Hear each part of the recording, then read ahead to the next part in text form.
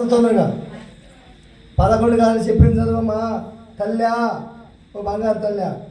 సామెతల గ్రంథం 3వ అధ్యాయం 3వ వచనం, దయను సత్యమును ఎన్నడూ, అయ్యా ఏంటి దయా సత్యము ఎన్నడూ మీ దగ్గర నుండి ఇడిపానియొద్దు అంటే ఇడిపానియొద్దు పెగు మీకు తోడే ఉంటాడు.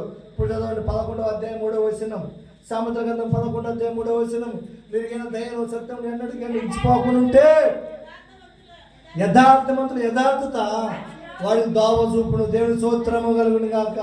అమ్మా నీలో వాక్యం ఉంటే, నీలో ప్రార్థన ఉంటే, నీలో విశ్వాసం ఉంటే, నువ్వు దేవుని వాక్యం ప్రకారంగా నడవగలిగితే నా పెవు చెబుతున్నాడు నువ్వు యథార్థవంతురాలివి. నువ్వు యథార్థంగా నీ జీవితాన్ని కట్టుకో. ఇదిగో 2025 రాబోతుంది కాబట్టి మరొకసారి నేను మీకు చెప్తున్నాను, పెవ్వా ఈ 2024లో నేను చాలా పొరపాటు చేశానయ్యా.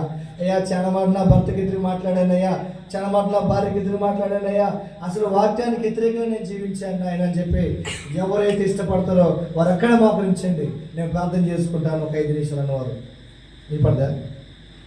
మోకరించండి ఒక 5 నిమిషాలు, ఎవరు బయటకు వినపడకుండా నీ దేవుడికి నీకే వినపడాలి. మోకరించి నీ దేవుడికి నీవే ప్రార్థన చేసుకో.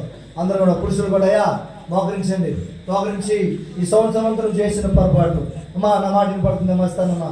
ఏసయ్యా మంచి వాక్యాన్ని ఈరోజు మాతో మాట్లాడినావు.